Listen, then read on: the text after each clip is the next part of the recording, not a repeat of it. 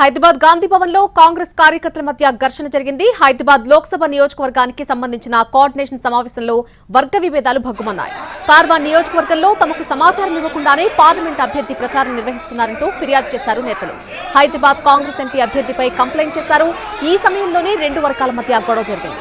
అసహనంతో గాంధీ భవన్ నుంచి వెళ్లిపోయారు పార్లమెంట్ అభ్యర్థి సమీరుల్లా ఖాన్.